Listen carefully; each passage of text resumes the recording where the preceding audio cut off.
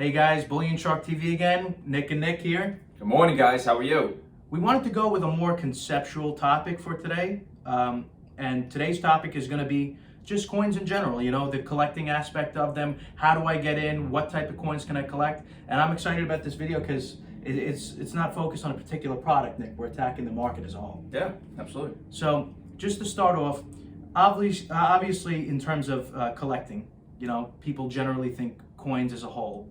But there are two different types of collectors, and not everybody is privy to them. Nick, do you care to explain what the two types of collectors within the marketplace are? Sure. Yeah. I mean, as a broad, description, I would say that you have bullion collectors, right? People who are stacking silver, stacking gold. They're just looking to buy for the gold content, the silver content, right, and the price appreciation down the road and the prospects of that. And then you also have people who are collecting numismatic coins. So people who actually like the scarcity of the coins, the design of the pieces, the history behind them, and not only like the gold and the silver content, which of course is important, or platinum, palladium, whatever it may be, but also the collector value and the true art form of the coin. That's an interesting thought. And obviously, you know, the name of the company here is Bullion Shark. So obviously, there is a focus on bullion here as well as numismatic pieces.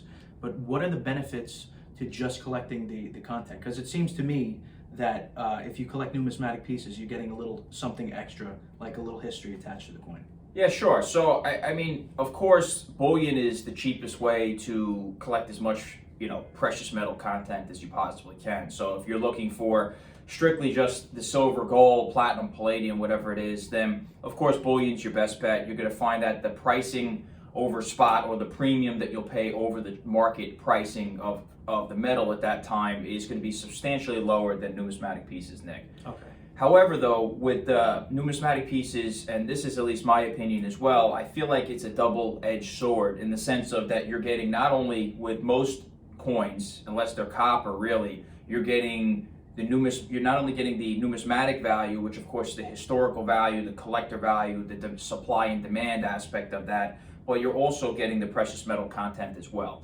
So yes, of course, the bigger bang for your buck as far as just the metal content would be buying bullion, whether it be silver rounds, silver eagles that are ungraded, you name it, or silver bars for that matter. But with the collector coins, you're actually getting a little bit of both, which is really nice. So I take it that every collector has a preference, but I take it that yours is numismatic.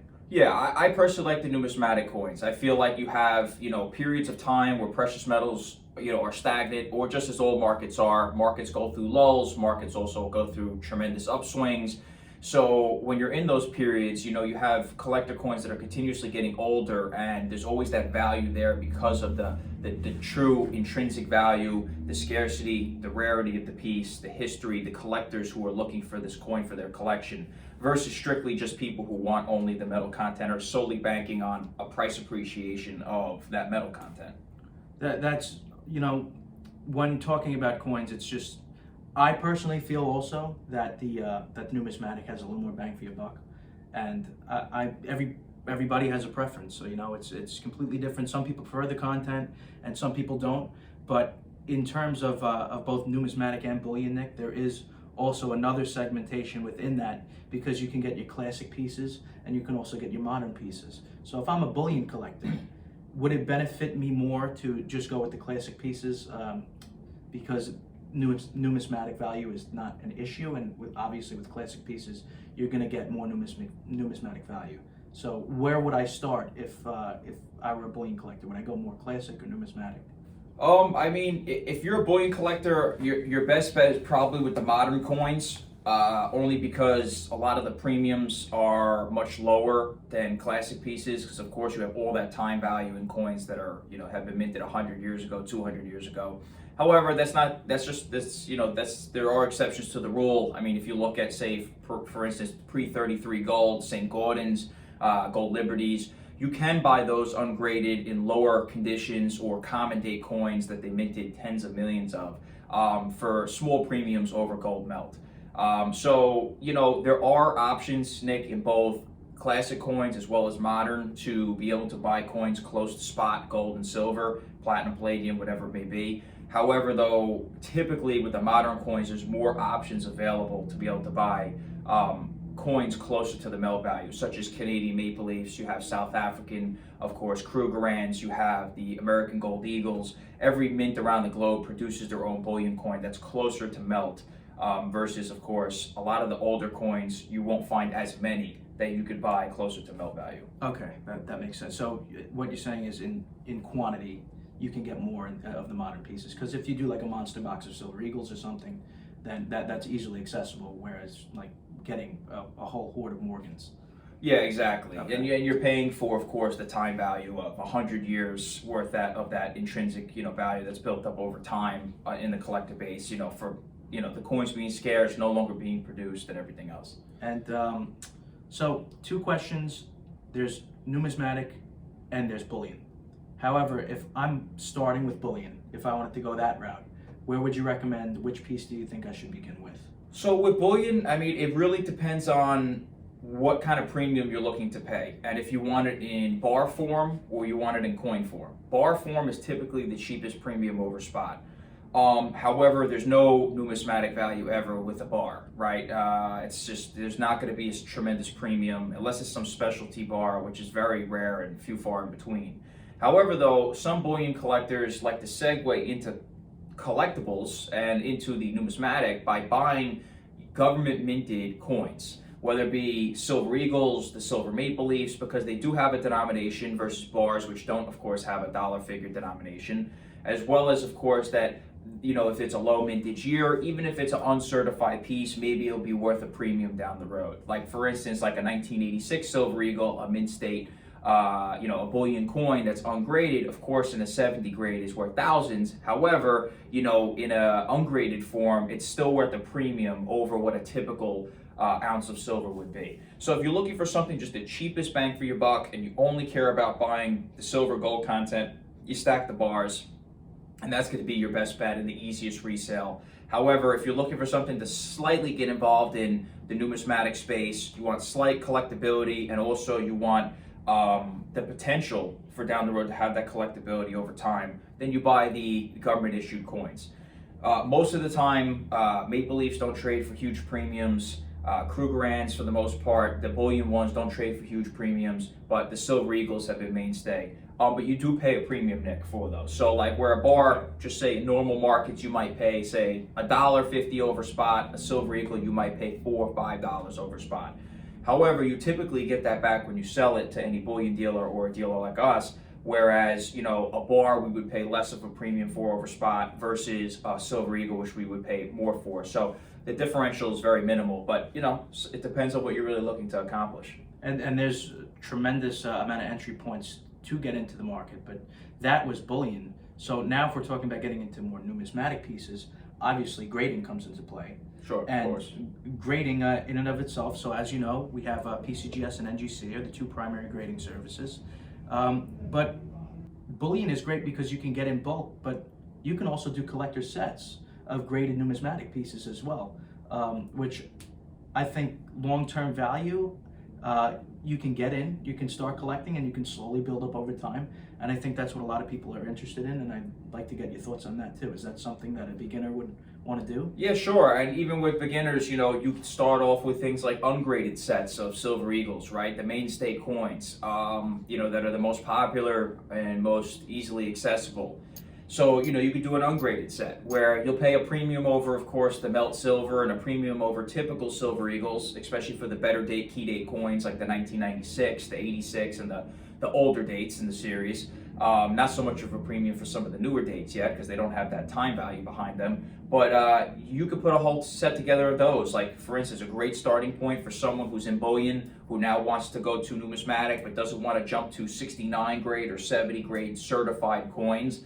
They can go into a Silver Eagle set and put one together from each year, right? You can get those ungraded, ones that were issued directly from the mint, like the proofs and the original government boxes and packaging. Or you can get, the mint state Silver Eagles, which you could just collect one from each year and, put that set together from 1986 all the way through present day. And, you could do that at your leisure. So, you could say, listen, I have a budget of $100 or whatever it is per purchase, $200, and you could continue to purchase those as your budget allows and continue to work on the set.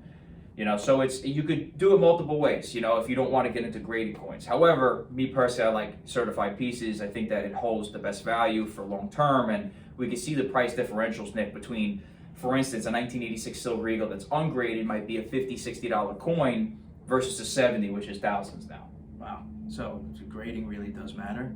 And if I'm also just getting into numismatic pieces in terms of collector sets, is it worth my time to start with the 69 grade, or would you rather go right into the 70 grade and just work your way up from there? Sure. I mean, it really depends on your budget, especially with certain programs like the Silver Eagles. If you're doing a proof series, a Mint State 70 series, not so much the burnish yet. That's pretty affordable, but I think this could be a much more expensive set down the road and different, expensive finish down the road.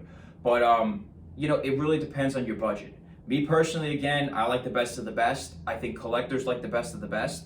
And I think 70 is the way to go. You pay a premium, of course, for the 70s when you purchase them, but down the road, we've seen that 70s, of course, have really outperformed, have been a lot more expensive, and held their value more than 69 grade coins. However, if you're looking to just put together the set, you want something that's pretty, it's certified, it's encapsulated, it's protected from the elements, and you want to just put together a set, you can put together the 69 set. Nothing against it. Sometimes there's tremendous value if you go from a 70 to a 69. Like, for instance, in the 1995 W, a 70 grade 1995 W might be a $20,000 plus coin. However, a 69 grade might be more attainable at a $4,000 plus coin. So with that being said, you have to really see what your budget is. And before you start your collection, Nick, you should really see, put down pen to paper, what is my budget for my collection? Because the last thing you want to do is start building a set in 70 grade, and then you realize you can't afford to finish the rest. Now you're left with the whole set that's unfinished, and now you're disappointed and turned off, of course, the collecting. Best thing to do is research, right? You can look at our website, bullionsharks.com. At the bottom, we actually have a coin resource center where you can see, values and fluctuations of coins and everything else. You could kind of see, all right, 69 grade, this is kind of what the market is on this, so I could afford this, right? Or in 70 grade, I can afford to put the 70 grade set together, so I will. 70s, of course, are also are like I said, the crown of the crop, the best of the best, and I think the best for long term. However, it really depends on your budget, Nick. I never even realized how much planning would go in even before you buy the coin. You should really have a layout and a plan of attack before you even get into any project, because as Nick said, you really don't want to start a set just not to be able to finish it.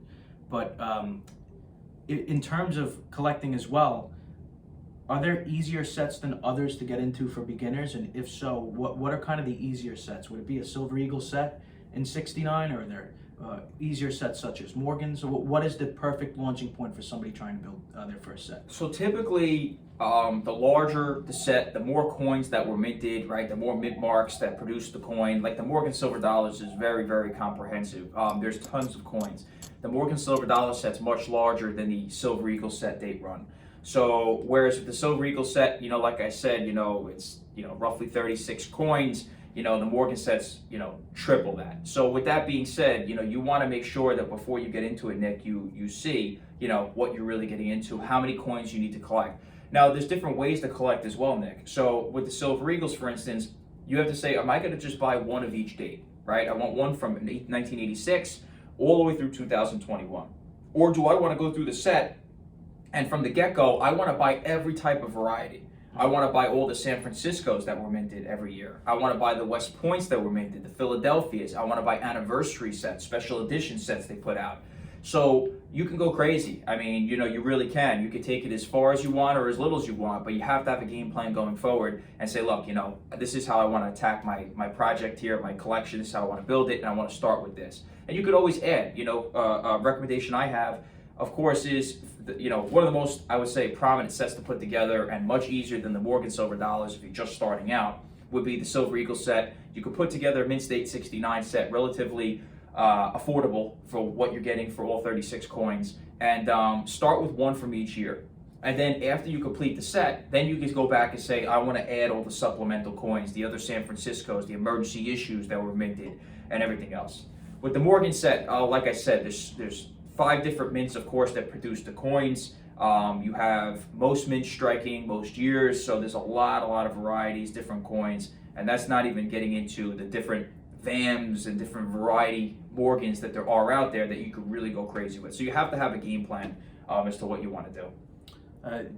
Game plan with this type of collecting seems more important than any other aspect of it.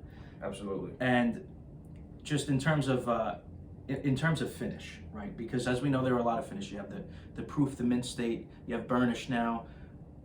Would you recommend starting with the mint state? I think that's probably a good launching point. It's kind of the standard. Yeah, it depends on what you really like, to be honest with you. Because, like, for instance, a burnish 70 set, you could put together the whole set for around the same price as a mint state 69. Okay. You get a lot more coins in the mint state 69 set, right? Because they're relatively less expensive than the burnished and perfect grade 70. However, though, it really depends on the kind of finish that you like. Some people love the proof stick. They love the glossy, water-like finishes, and they like the eye appeal. The proofs have that eye appeal that other coins like a mint state doesn't have. So it really depends on what kind of finish you like and what you're really looking to accomplish. I mean, all three sets, the mint state, proof, burnish, are great sets to put together. The proof set, of course, in 69 grade is actually the most expensive out of the three, out of the burnish and the mint state.